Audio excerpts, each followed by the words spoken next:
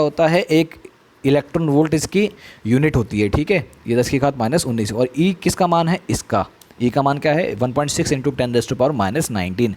तो ये एनर्जी स्तर का क्या होती है, यूनिट होती है, यानी कि 1 इलेक्ट्रॉन वोल्ट 2 इलेक्ट्रॉन वोल्ट ऐसे इसका मान होता है, ठीक है। तो ये थी बात हमारी एनर्जी गैप की, यानी कि the energy band which separates the conduction band यानी कि चालन band and the valence band is called band gap और फॉरबिडन गैप और फॉरबिडन गैप। ये आपको याद होना चाहिए कि एनर्जी फॉरबिडन एनर्जी गैप या वर्जित ऊर्जा अंतराल क्या होता है, कि वह ऊर्जा स्तर या ऊर्जा अंतराल जो कंडक्शन बैंड एवं वैलेंस बैंड को सेपरेट करता हो वह क्या कहलाता है, वर्जित ऊर्जा अंतराल कहलाता है। और आपको कंडक्शन बैंड में कोई अगर हिंदी में कन्फ्यूजन तो इसको क्या कहेंगे हम, चालन बैंड, और वैलेंस बैंड को संयोजक बैंड या संयोजकता बैंड। ठीक है, तो इसी आधार पर यानी कि इसी बैंड गैप यानी कि इस बैंड गैप अंतराल के आधार पर 3 भागों में विभाजित किया गया है मटेरियल्स को, पदार्थों को, कंडक्टर्स, इंसुलेटर्स और सेमीकंडक्टर्स। ठीक है, तो वो कौन कौन, देखिए ये डायग्राम आप देख सकते हैं यहाँ पे। इस डायग्राम से आपको आसानी से समझ में आ जाएगा कंडक्टर्स में वर्जित ऊर्जा अंतराल का मान कितना होगा, 0। ठीक है, ये होगा 0 के बराबर। और इसमें वर्जित ऊर्जा अंतराल होता है, ये होता है सेमीकंडक्टर का एनर्जी बैंड डायग्राम। इसमें वर्जित ऊर्जा अंतराल होता है लगभग 1 इलेक्ट्रॉन वोल्ट के बराबर, और इसमें वर्जित ऊर्जा अंतराल का मान होता है 7 इलेक्ट्रॉन वोल्ट से अधिक। ये काफ़ी ज़्यादा अधिक ऊर्जा है। ठीक है, तो इतनी अधिक ऊर्जा हमें लगानी पड़ेगी इस वैलेंस बैंड से ये जो इलेक्ट्रॉन्स हैं यहाँ पहुँचाने के लिए, और ये इतनी अधिक ऊर्जा प्रैक्टिकली पॉसिबल नहीं है। इस वजह से आपके जो वैलेंस बैंड के इलेक्ट्रॉन हैं इंसुलेटर्स के, वो कंडक्शन बैंड में नहीं पहुँच पाते हैं और इंसुलेटर धारा प्रवाह नहीं करा पाता है।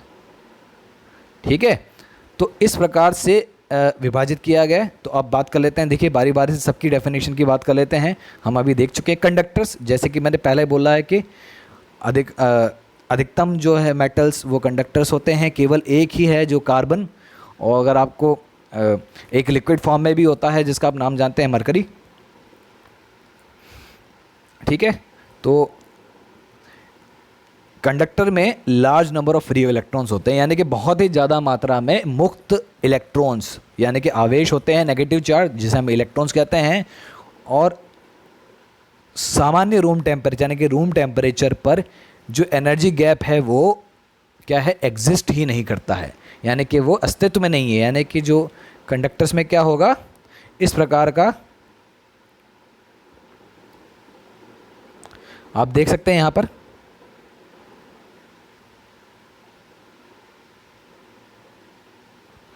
यह आपका कंडक्टर का क्या है, एनर्जी बैंड डायग्राम है। यहाँ पे एनर्जी बैंड एग्जिस्ट नहीं करता है और बहुत सारे मुक्त इलेक्ट्रॉन्स हैं। इस वजह से कंडक्टर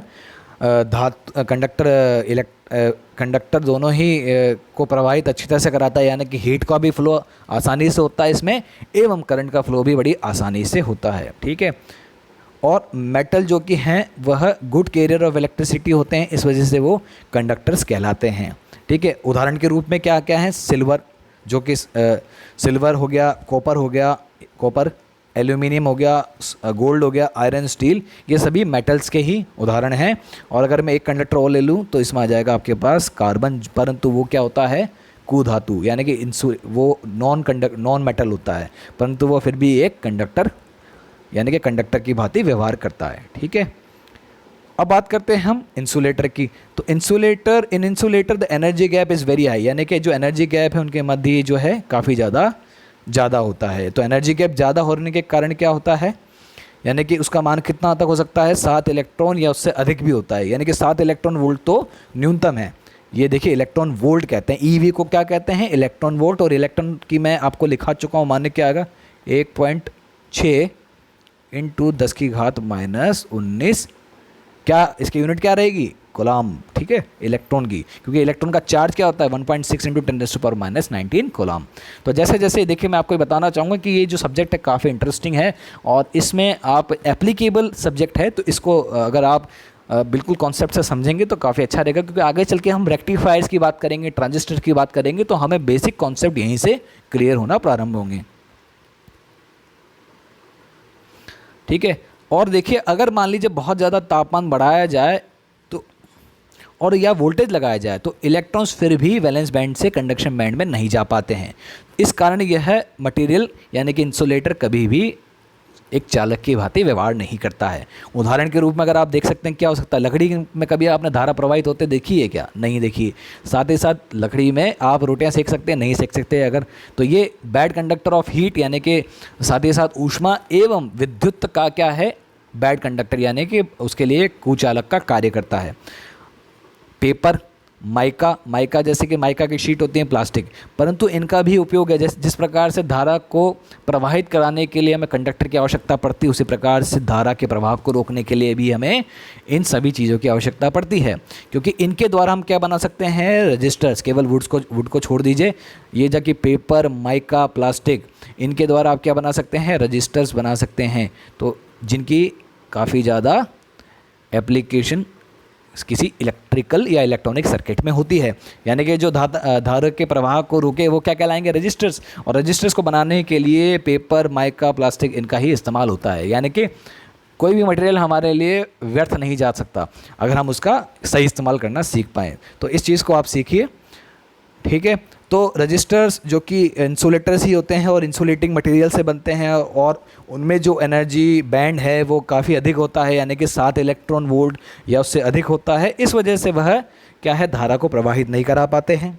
अब बात कर लेते हैं, ये देखिए एक और डायग्राम के द्वारा, अगर आपने उस डायग्राम को इस डायग्राम में भी सीखने में आसानी। अब यहाँ देखिए एक और चीज़ है, यहाँ पे सेमीकंडक्टर की बात करूँगा मैं, आपको तभी बताऊँगा, ठीक है। अब यहाँ देखिए इस डायग्राम में लार्ज एनर्जी गैप, ये क्या है, इंसुलेटर्स के लिए है, ठीक है। इंसुलेटर्स वाले, ये इंसुलेटर्स के लिए है, और ये किसके लिए है, ये आपका मेटल्स के लिए है।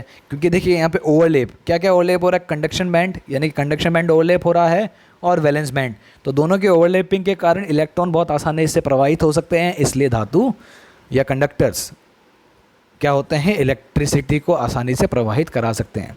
अब यहाँ देखिए स्मॉल एनर्जी गैप, यानी कि अब बात करते हैं, ये जो हमारा तीसरा पार्ट है ये है सेमीकंडक्टर के लिए। तो ये डायग्राम भी आप देख सकते हैं और या वो डायग्राम देख सकते हैं, दोनों डायग्राम के माध्यम से मैं आपको समझाने की कोशिश कर रहा हूँ, ठीक है। अब सेमीकंडक्टर की बात करते हैं, ठीक है। सेमीकंडक्टर बेसिकली होता क्या है, सेमीकंडक्टर वह मटेरियल है, देखिए, जिसकी जो इलेक्ट्रिकल प्रॉपर्टी है वह क्या होती है, जो semiconductors are the materials which have conductivity between conductors and non conductors, यानी कि वह मटेरियल जिसकी चालकता चालक एवं कुचालक के मध्य आती है, इसलिए तो उसे सेमीकंडक्टर अर्थात अर्धचालक कहा जाता है, ठीक है। तो सेमीकंडक्टर की यही खासियत है, यानी कि वो एक चालक की भांति भी व्यवहार कर सकता है और कुचालक की भांति व्यवहार कर सकता है, यानी कि हमारे लिए एक ऐसा मटेरियल है जिसे हम अपनी नीड के अकॉर्डिंग, यानी कि हम अपनी आवश्यकता अनुसार इस्तेमाल कर सकते हैं। तो इस वजह से सेमीकंडक्टर काफ़ी ज़्यादा इम्पोर्टेंट है, और इसकी आज के जो युग में आप देखते हैं मोबाइल्स है या इलेक्ट्रॉनिक डिवाइस है,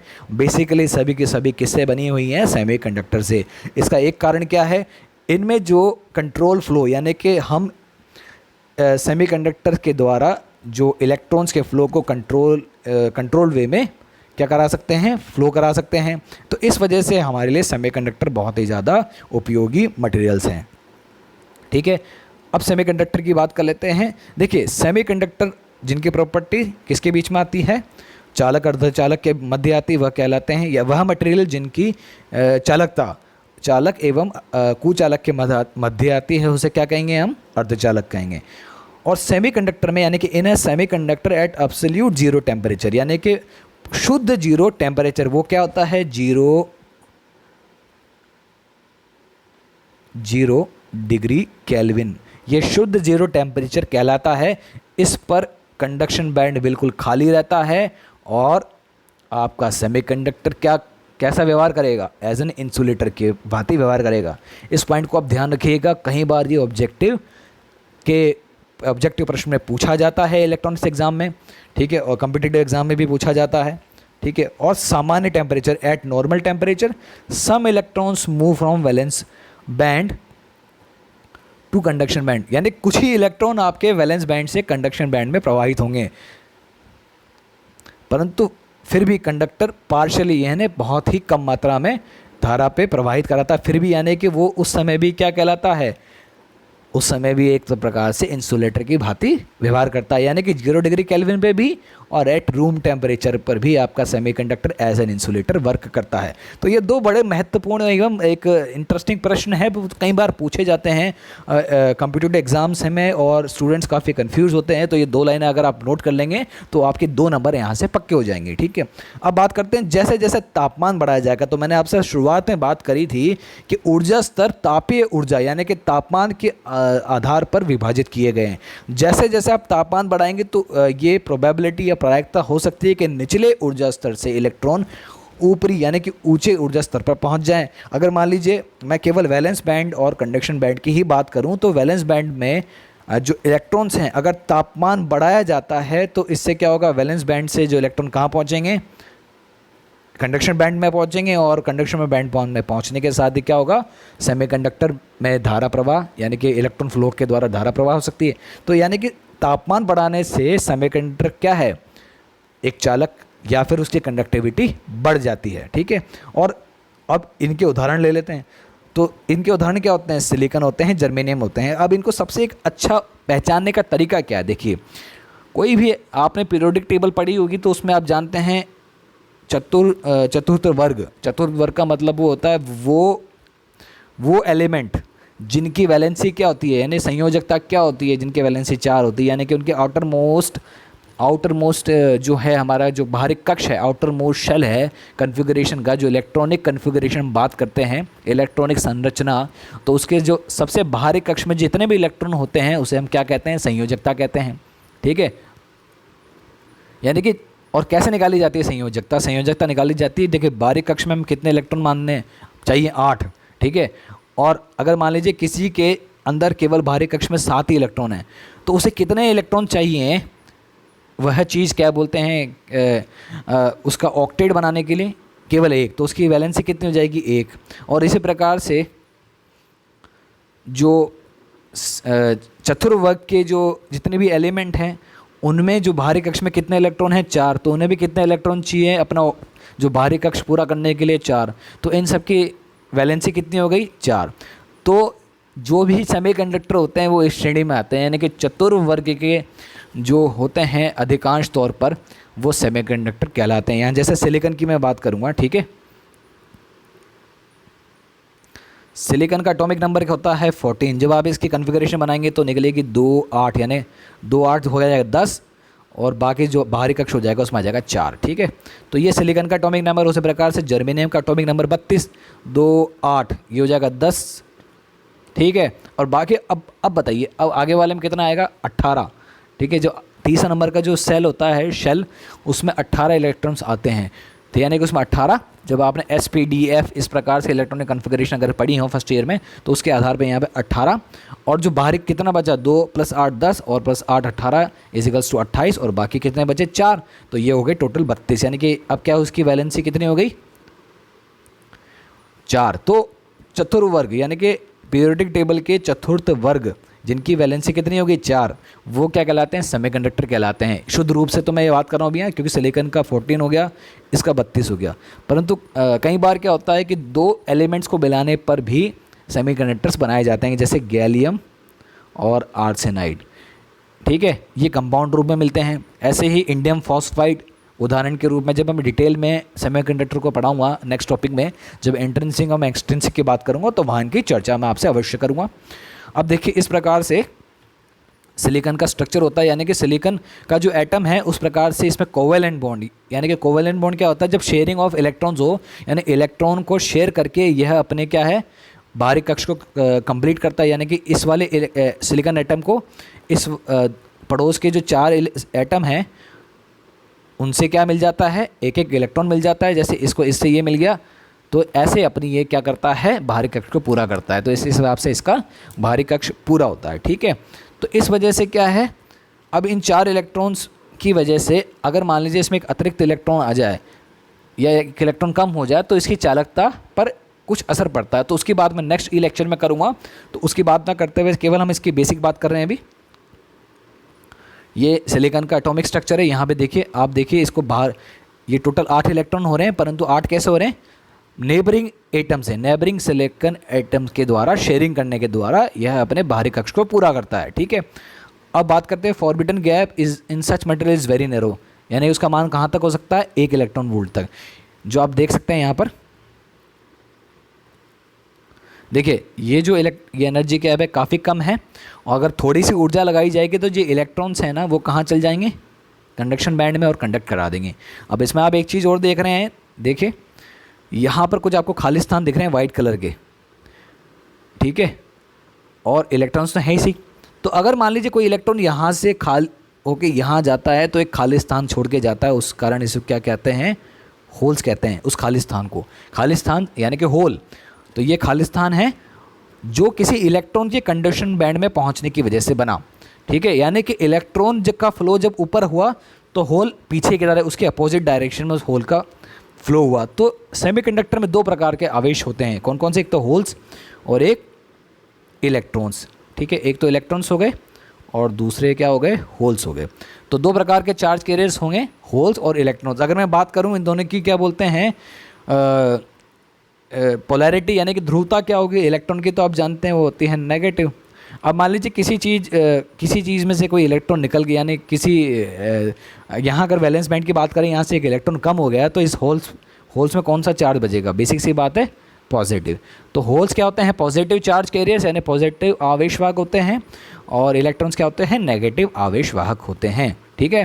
तो ये बेसिक सी बात है।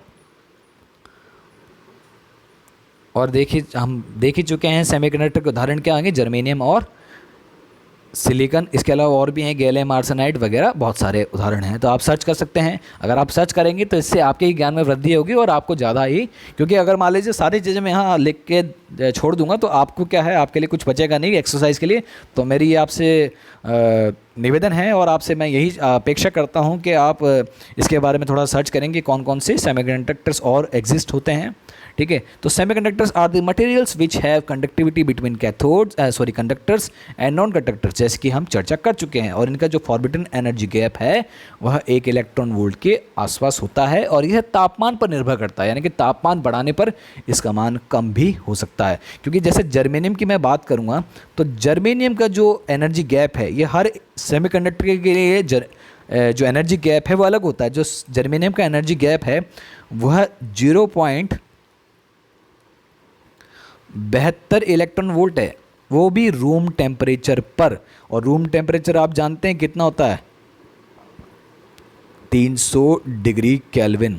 और यहीं सिलिकॉन की बात करूं मैं तो उसके लिए ये होता है 1.1 इलेक्ट्रॉन वोल्ट, ठीक है। तो वो भी रूम टेम्परेचर। तो ये क्या है, तापमान पर निर्भर करता है। अगर तापमान बढ़ाएंगे तो ये जो एनर्जी गैप है वह कम होता जाएगा, ठीक है। अब देखिए आप कुछ बात कर लेते हैं, हमने तीनों मटेरियल्स पढ़ रहे, तो तीनों के जो कुछ प्रॉपर्टीज़ हैं उनमें ये इस प्रकार से डिफरेंस हैं। तो देखिए सबसे पहले मीनिंग्स की मैं बात कर चुका हूँ, ये तीनों इनकी मीनिंग्स हैं, आप इनको आसानी से पढ़िए। और देखिए कंडक्टिविटी की बात करते हैं। कंडक्टिविटी सबसे ज़्यादा कंडक्टर यानी कि चालकता सबसे ज़्यादा किसकी हाई होती है, कंडक्टर्स की, और सबसे कम होती है इंसुलेटर यानी कि कुचालक की, और उनके मध्य मॉडरेट यानी कि सेमीकंडक्टर्स की। फॉरबिडन यानी वर्जित ऊर्जा अंतराल कंडक्टर्स में होता ही नहीं है, इसमें कम होता है और इसमें बहुत अधिक होता है। रेजिस्टिविटी की बात करें तो ये कंडक्टिविटी के विपरीत है, यानी एक तरह से रेसिप्रोकल, इन्वर्सली प्रोपोर्शनल है, यानी कि व्युत्क्रम अनुपाती है। तो अगर कंडक्टिविटी ज़्यादा होगी तो रेजिस्टिविटी कम होगी। और मॉडरेट का अगर जैसे 1/2 करेंगे और उसी को हम बलेंगे तो यानी कि मॉडरेट ही होती है इसका रेजिस्टिविटी भी, और इसकी रेजिस्टिविटी अधिक होती है इंसुलेटर्स की। टेम्परेचर कोएफिशिएंट अर्थात जो इनकी जो चालकता पर क्या असर पड़ता है, या सॉरी माफ़ कीजिएगा, रेजिस्टिविटी पे क्या असर पड़ता है। टेम्परेचर कोएफिशिएंट क्या होता है कि अगर तापमान बढ़ाया जाए तो उनकी रेजिस्टिविटी पे क्या असर पड़ता है। तो इनकी रेजिस्टिविटी जो कंडक्टर्स की क्या होती है, पॉजिटिव यानी कि बढ़ती है। अगर मैं तापमान बढ़ाऊंगा तो कंडक्टर्स की रेजिस्टिविटी क्या होगी, बढ़ेगी, ठीक है। परंतु यही चीज़ सेमीकंडक्टर में क्या होगी, नेगेटिव, यानी कि जैसे कि बात कर चुके हैं कि जो वर्जित ऊर्जा अंतराल है सेमीकंडक्टर का, वह क्या होता है, कम होता है तापमान के अनुसार, यानी कि वो उसके कंडक्शन यानी बढ़ रही है, यानी कि वो चालकता की ओर बढ़ रहा है, तो यानी कि उसकी रेजिस्टिविटी कम होगी, यानी कि नेगेटिव। और साथ ही साथ इंसुलेटर के साथ भी यही है, उसकी चालकता भी यानी कि उसकी रेजिस्टिविटी भी कम होती है, यानी कि चालकता बढ़ती है। और बात कर लेते हैं कंडक्टिविटी वैल्यू की। देखिए इसकी बहुत ज़्यादा हाई होती है, 10 की घात 7 होती है। यहाँ पे ये MHO क्या है, मोह प्रति मीटर, और इसकी ये रेंज दी हुई है और इसकी ये रेंज दी हुई है। अधिक संख्या में इलेक्ट्रॉन्स होने के द्वारा इसमें बहुत ज़्यादा अधिक मात्रा में चालन होता है, इलेक्ट्रॉन्स की संख्या कम होती है और इसमें बहुत कम होती है। ठीक है, रेजिस्टिविटी की वैल्यू बहुत कम होती है, माइनस, ये देखिए माइनस है, ये 10 की घात -5, 10 की घात -5 से 10 की घात +5 तक है, और इसकी 10 की घात 5 से भी अधिक हो सकती है। ठीक है, और करंट फ्लो इलेक्ट्रॉन्स की वजह से प्रवाहित होता है। और इसमें मैंने पहले थोड़ी देर पहले बात करी कि सेमीकंडक्टर्स में कितने आवेशवाहक होते हैं, 2, यानी कि तो धारा प्रवाह किसके द्वारा होगा, होल्स के द्वारा भी होगा और इलेक्ट्रॉन्स के द्वारा भी होगा, यानी कि टोटल करंट होल्स तथा इलेक्ट्रॉन की जो धारा प्रवाहित हो रही है उनके योग से निकलेगा। और इनमें केवल इलेक्ट्रॉन्स के द्वारा, पहली बात तो इनमें होता ही है नहीं है, फिर भी हम केवल एक प्रकार के इनमें आवेशवाहक होते हैं, वो भी कौन से, इलेक्ट्रॉन्स। अब वैलेंस इलेक्ट्रॉन्स की बात की जाए तो इनमें देखिए, इनमें केवल एक ही वैलेंस इलेक्ट्रॉन होता है, यानी कि इनको केवल इनके बाहरी कक्ष में 7 इलेक्ट्रॉन होते हैं और केवल अधिकांश तौर पर और केवल एक ही इलेक्ट्रॉन इनको चाहिए होता है, यानी कि इनमें 4 से अधिक इलेक्ट्रॉन्स होते हैं बाहरी कक्ष में, अगर मैं सामान्य रूप में बात करूं तो। इस वजह से इनकी जो वैलेंसी है वो 1, 2 या 3 के अनुसार होती है। इस वजह से क्या बोलते हैं, ये आसानी से इलेक्ट्रॉन के प्रवाह में सहायता प्रदान करते हैं। और इनमें क्या होते हैं, 4 इलेक्ट्रॉन्स होते हैं बाहरी कक्ष में, यानी इनकी वैलेंसी 4 है, और इनके वैलेंसी 0, यानी कि इनके बाहरी कक्ष में पूरे इलेक्ट्रॉन्स होते हैं। इस वजह से एक तरह से ये इनर्ट, इस वजह से क्या है, यह निष्क्रिय होते हैं। ठीक है, अब ओवरलैपिंग, इसमें ओवरलैपिंग होती है बैंड्स में, इसमें 1.1 इलेक्ट्रॉन वोल्ट की दूरी होती है दोनों वैलेंस बैंड में और कंडक्शन बैंड में। इसमें 7 से 10 इलेक्ट्रॉन वोल्ट होता है, या उससे अधिक भी हो सकता है किसी मटेरियल्स में। ये मेटेलिक बॉन्डिंग, यानी कि धातुई बॉन्डिंग के द्वारा बनते हैं कंडक्टर्स। यह कोवेलेंट बॉन्ड्स के द्वारा बनते हैं और आयनिक बॉन्ड्स, क्योंकि आयन्स के द्वारा, यानी कि आयन्स के संयोजन से बनते हैं, जिस वजह से ये काफ़ी इनमें कोई भी धारा प्रवाह नहीं होता है। और उदाहरण के तौर पे आप जानते हैं धातु के सोना होता है, ब्रोंज होता है, चांदी, पारा, ये भी मेटल है परंतु लिक्विड फॉर्म में। ठीक है, और कॉपर हो गया, ब्रास हो गया, और यहाँ देखिए ये नाम गलत है, सिलिकॉन हो गया, जर्मेनियम हो चुका है, और गैलियम आर्सेनाइड होता है। इसी प्रकार से इंडियम फॉस्फाइड होता है, और बाकी उदाहरण आप सर्च कर सकते हैं, माइका, रबड़, वुड, पेपर एक्सेट्रा। तो ये इसके उदाहरण हैं। तो ये था हमारा आज का लेक्चर, एक बेसिक लेक्चर था। नेक्स्ट ई लेक्चर में हम पढ़ेंगे एक्सट्रिंसिक एवं इंट्रिंसिक सेमीकंडक्टर्स के बारे में, उनकी क्या प्रॉपर्टीज़ होता है। तो आज के लिए धन्यवाद।